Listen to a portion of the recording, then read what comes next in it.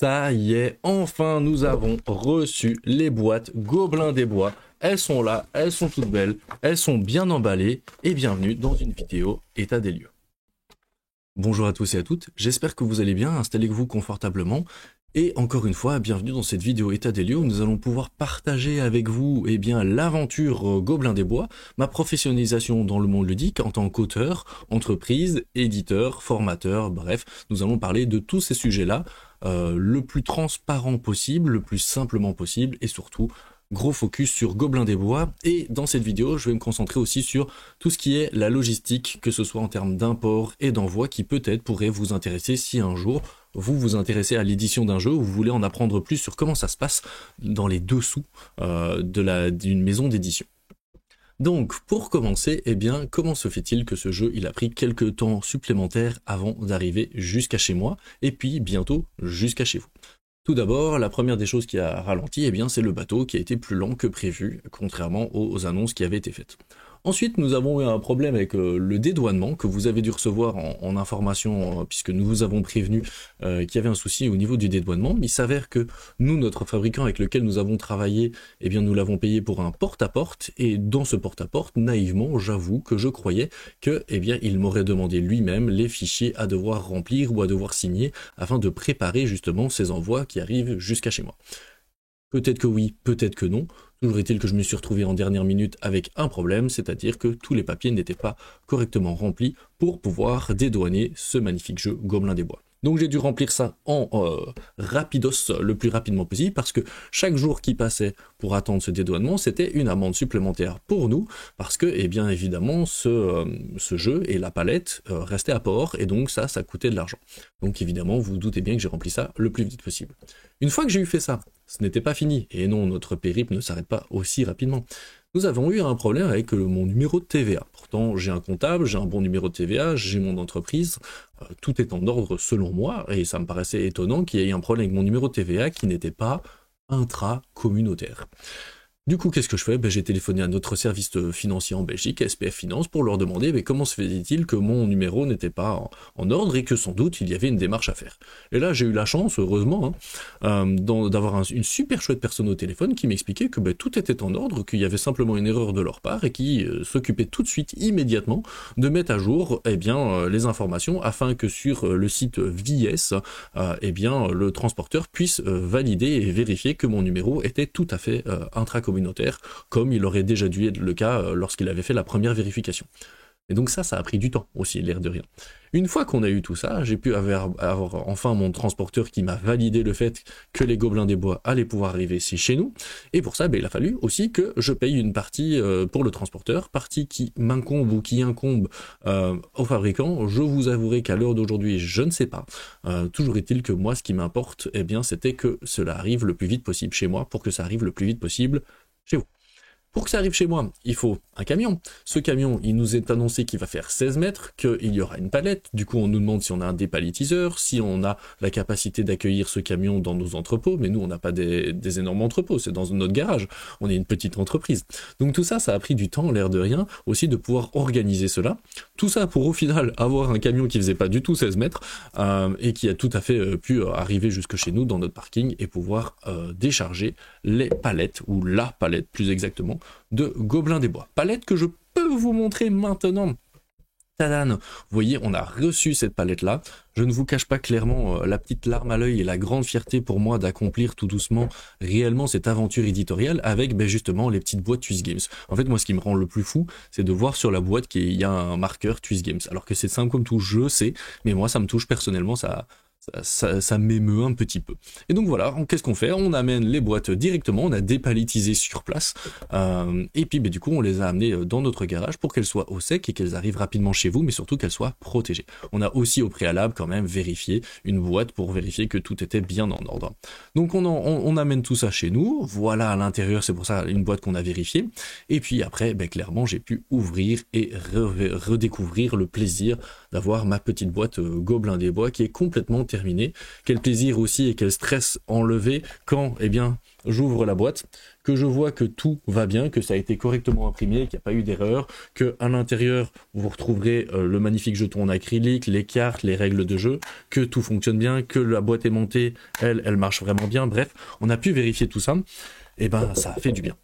Je vous cache pas aussi qu'il y a eu une petite réflexion sur tiens, quand nous, tout un chacun, nous commandons sur des sites divers et variés venant de pays de l'étranger, je m'étonne qu'il n'y ait aucun contrôle réellement de douane, qu'il n'y ait aucune difficulté à recevoir ça en moins de 2 semaines, tandis que quand c'est une entreprise qui commande pour une certaine quantité, là, ça a été tout un pataquès pour arriver à remplir tous les dossiers. En fait, c'est beaucoup de documents sur documents sur documents sur documents, pour dire oui, je vous jure, c'est juste des bouts de carton qui arrivent chez moi, hein, tout va bien. Mais voilà, ça fait partie de l'aventure et ça fait partie des choses que nous apprenons chaque jour. Maintenant, une fois qu'on a Gobelin des Bois, qu'est-ce qu'il faut faire? Une fois qu'il est arrivé, enfin chez nous, il faut préparer les envois. Et là, les amis, on n'était pas prêts.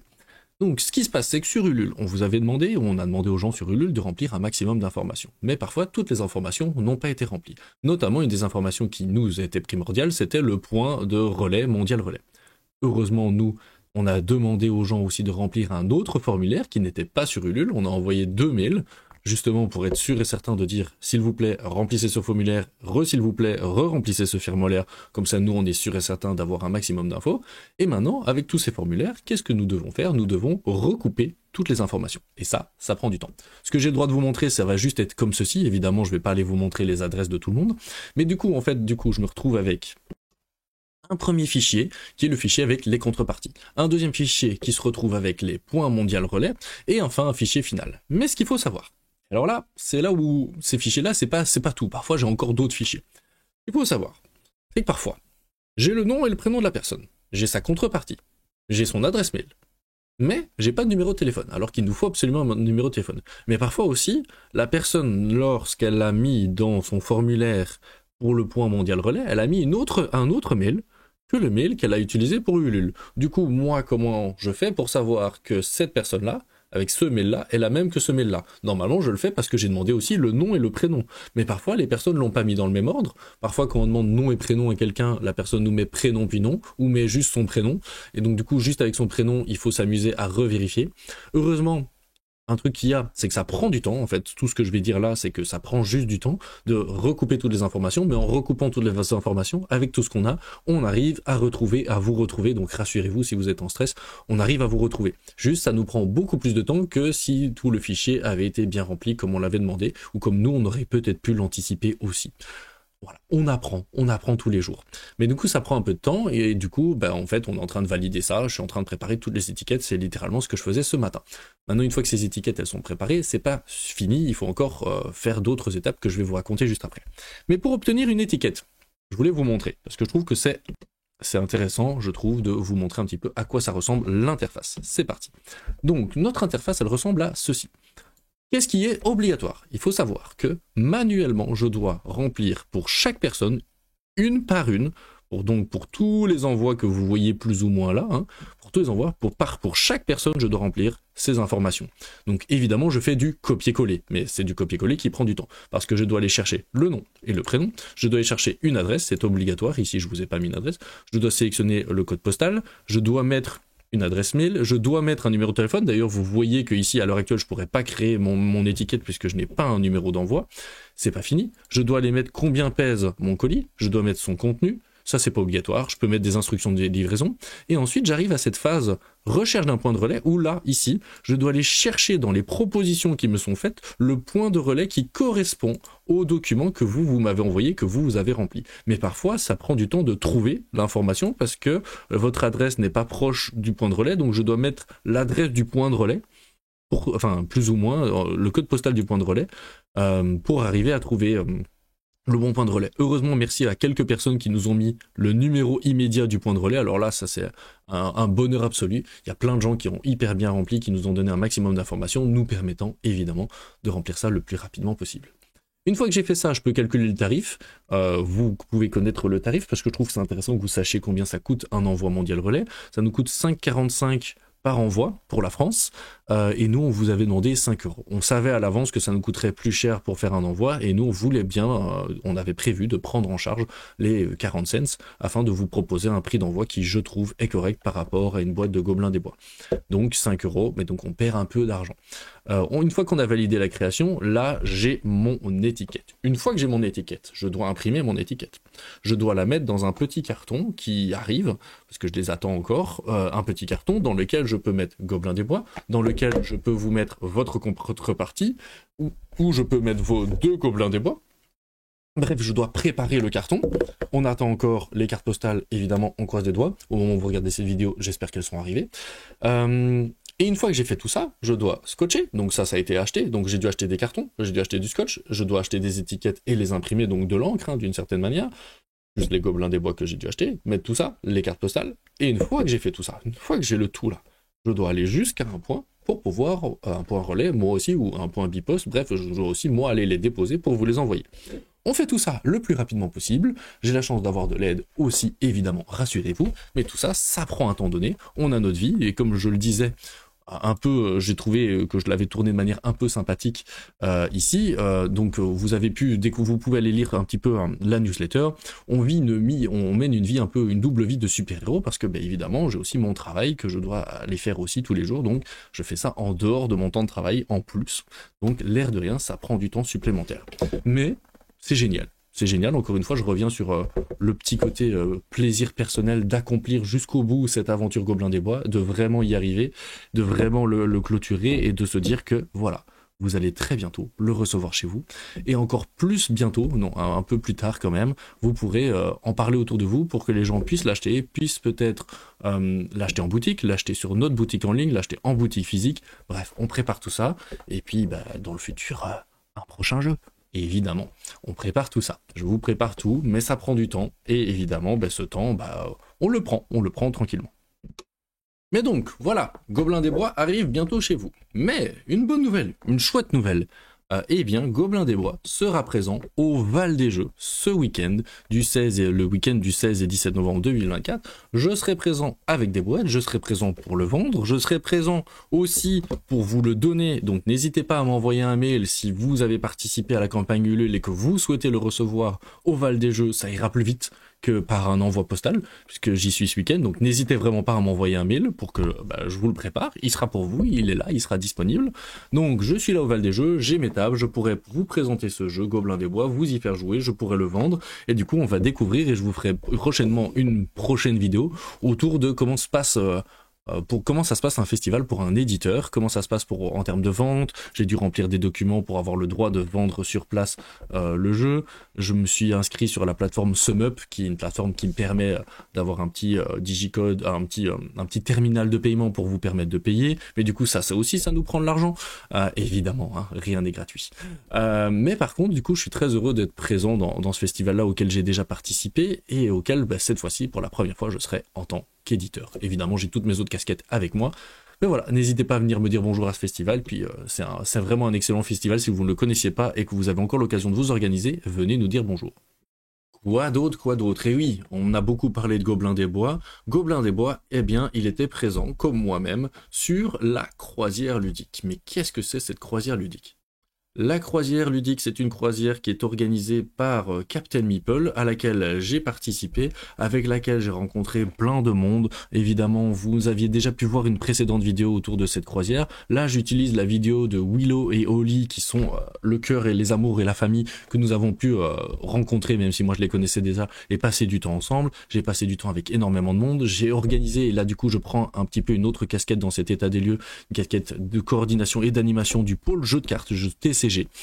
Essentiellement autour du TCG, donc j'ai présenté Lorcana, j'ai présenté Star Wars Unlimited, j'ai présenté Altered, j'ai présenté Keyforge, bref j'ai présenté de nombreux jeux, dont Gobelins des Bois, j'ai présenté quelques prototypes et surtout j'ai rencontré plein de gens, des gens super géniaux, des gens parfaits, des gens avec qui j'aime passer du temps, des gens avec qui on a vraiment bien rigolé. Vous pouvez voir un petit peu, je vous mets quelques photos, mais je vous invite vraiment à aller voir cette vidéo qui je trouve résume extrêmement bien et avec un chouette fond et des chouettes photos, et bien un petit peu à quoi ça ressemble rassemblés, on est en train de jouer à des jeux de société, on s'amuse, on se retrouve, on va dans des festivals, on peint des figurines, enfin vous voyez, vraiment c'est vraiment que du bon moment. Ah bah regardez, une petite photo avec moi là et nos amis, où, bah, on était justement en train de jouer à Alter. Donc voilà, vraiment j'ai pu animer, c'était quand même très intensif hein, en tant qu'animation, puisqu'on parfois on travaille jusqu'à des 2h du matin, pas parfois, genre quasi tous les soirs, parce que ben en fait l'air de rien, les passagers ils sont là pour ça, et nous on est là pour ça aussi, mais quel bonheur, quelle folie aussi de se rendre compte que en temps normal, parfois je suis fatigué, il est 22h, 22h30 du soir et je veux déjà aller dormir, et là en fait il est minuit, 1h du matin que en fait je suis toujours pas prêt à aller dormir. Donc du coup, comme quoi, en fait, ça dépend des énergies, ça dépend, en plus on a été profiter du soleil, là vous pouvez me revoir un petit peu, nous avons été nous balader avec eux à Palerme, rigoler un petit peu ensemble, bref, bref, passer des bons moments, en fait, c'est juste génial, et je vous invite, si vous avez l'occasion un jour ou l'autre à faire une de ces croisières-là, eh bien à être présent avec nous, parce que clairement, c'est une expérience unique que je vous invite à vivre une fois dans votre vie. Clairement une expérience où on termine parfois à quelques heures du matin avec un peu trop de Mai Tai dans le nez. Nouvelle suivante, eh bien je peux vous annoncer enfin officiellement l'arrivée de mon prochain jeu qui sera présent normalement à Cannes, mais tout devrait bien se passer, qui s'appelle Tulip. Je vous invite déjà à vous renseigner et je peux vous montrer un truc. Je vais vous montrer un truc, mais attendez. Sachez une chose, c'est la couverture de la boîte. Sachez un truc, c'est pas la boîte finale, mais quasi finale.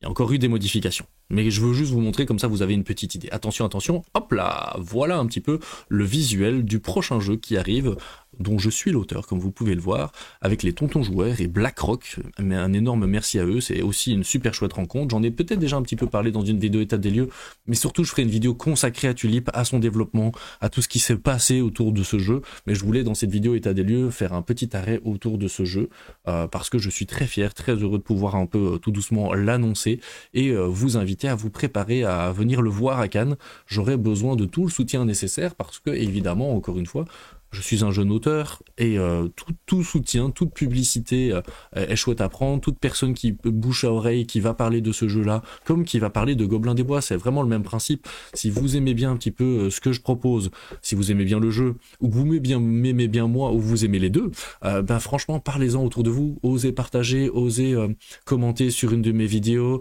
osez juste en parler autour de vous à votre ami. Ah tiens, j'ai vu le jeu Tulip, il arrive. Oh tiens, j'ai vu Gobelins des Bois. Ben, en fait, c'est des choses qui permettent aux personnes d'en entendre parler, de parfois se renseigner sur les jeux et du coup d'ensuite peut-être pouvoir les acheter. Il y a très peu de personnes qui vont au final les acheter, mais c'est pas grave, en fait, on fait connaître grâce à vous, donc grâce à vous qui regardez cette vidéo, donc n'hésitez vraiment pas. Je fais pas des vidéos état des lieux dans cet objectif-là, mais j'aime aussi vous partager cette nécessité dans l'époque dans laquelle on vit, de vivre avec les réseaux sociaux, mais de vivre aussi avec l'importance du réseautage. Et donc si vous parlez de moi en tant qu'auteur ou en tant qu'éditeur, à quelqu'un, qui cette personne va en parler à quelqu'un, qui cette personne va en parler à quelqu'un, puis peut-être que cette 15e personne qui est par bouche à oreille qui en a parlé, elle va soit s'intéresser pour acheter le jeu, soit me contacter parce qu'en fait elle cherche un auteur, c'est une maison d'édition, en fait on sait pas où ça peut aller. Donc n'hésitez vraiment pas, et moi ça m'apporte beaucoup d'aide que vous parliez autour de ce que je puisse vous proposer. Donc je suis très très fier de vous parler de Tulip et j'espère un bon succès pour ce jeu. Dernière chose, peut-être pas dernière, mais en tout cas un dernier truc, dont j'avais déjà peut-être parlé dans une vidéo état des lieux, mais je me souviens plus. Donc je voulais vous parler de la casquette auteur. Bah, du coup on vient de switcher avec Tulip, etc. Mais je voulais vous parler un petit peu de la casquette auteur bruxellois avec ceci que nous avons lancé avec Thierry qui est juste ici, et moi-même qui était là avec un peu plus de longs cheveux. Nous avons lancé le Gabi, le groupement des auteurs bruxellois inspirés. Sachez que personnellement, désolé Thierry, je me bats pour que ça s'appelle le Gabi, groupement des auteurs bruxellois itinérants, parce qu'il y a vraiment ce concept-là. Si vous êtes dans la région de Bruxelles, ou plus ou moins autour, vous êtes les bienvenus. Je passe un petit coucou à Cédric, notre ami de Charleroi. Vous êtes quand même les bienvenus. L'idée, c'est de créer un groupement des auteurs, parce que ça faisait longtemps avec Thierry qu'on en avait parlé. C'est un collectif d'auteurs qui le but c'est de s'entraider, trouver des synergies, pouvoir se poser des questions, trouver des réponses, pouvoir parler de manière professionnalisante. Et je mets des énormes guillemets parce que c'est pas parce que vous n'êtes pas un professionnel que vous n'êtes pas le bienvenu, mais il y a cette volonté de créer un groupement de personnes qui est motivé à travailler dans un même axe, qui est cet axe professionnalisant tout de même, qui est cet axe à chercher à devenir auteur. Mais il n'y a pas que des auteurs, il peut y avoir un illustrateur, vous pouvez avoir un projet de développer un bar à jeu, on s'en fout. Vous êtes quand même les bienvenus dans ces réunions qui s'organisent une fois par mois chez le Gabi. Je vous invite à aller liker et aimer cette page-là pour être tenu au courant. Hein. Évidemment, n'hésitez pas à nous envoyer un mail aussi pour que nous puissions, ou nous envoyer un message sur Facebook pour que nous, on puisse vous mettre dans le listing quand on organise des événements, puisque ce sont des événements semi-privés, dans le sens où ils ne sont pas publics, tout le monde est le bienvenu, mais pas vraiment le bienvenu. Oh là là, c'était compliqué, c'était dangereux ce que j'allais dire, mais dans le sens où tout le monde est le bienvenu, mais il faut juste nous avoir prévenus et il faut juste savoir dans quoi vous venez. Vous venez pas juste pour tester des prototypes ou faire tester les vôtres, il y a ça, mais on vient aussi pour discuter et on vient aussi dans un objectif où on essaie de se professionnaliser et de s'entraider les uns avec les autres. Je vous invite à aller voir, on a écrit un petit peu un maximum pour essayer d'expliquer un petit peu dans quels objectifs on s'organise dans ces réunions, comme ça vous avez un petit peu une idée, mais c'est aussi une des choses que je développe, et donc encore une fois ça prend un poil de temps, encore une fois, en termes d'énergie et de séquentialisation, ça ne se dit pas, par rapport à tout ce qu'on est en train de mettre en place, mais vous imaginez bien la deuxième vie que je mène. Voilà, on arrive à la fin de cette vidéo, le moment pour moi de vous rappeler et de vous inviter à liker, commenter, vous abonner, partager dont on vient de discuter. N'hésitez pas à aller faire un tour sur le site Twist Games qui au fur et à mesure propose les différents services que moi je peux mettre en place, mais aussi pour voir où nous trouver, hein, parce que l'air de rien parfois il y a encore, hein, vous voyez si on clique là, Festival Ludinor, normalement si je clique par ici, vous voyez le Val des Jeux, hop, vous avez l'information, puis vous avez des informations de contact et puis vous aurez de plus en plus d'informations au fur et à mesure. N'hésitez pas à aller voir ce petit site internet qui me permet d'être en contact avec vous ou surtout de me contacter. N'hésitez pas à me contacter pour quelque raison que ce soit. Vous avez un projet, vous avez envie de développer quelque chose, ces vidéos état des lieux, elles sont là aussi pour ça, pour vous inviter à oser me contacter. Vous avez des questions, je prends un plaisir immense à vous répondre et en tout cas à vous répondre avec mes connaissances. Sur ces belles paroles, eh bien je vous souhaite une bonne journée. Bisous, bye bye.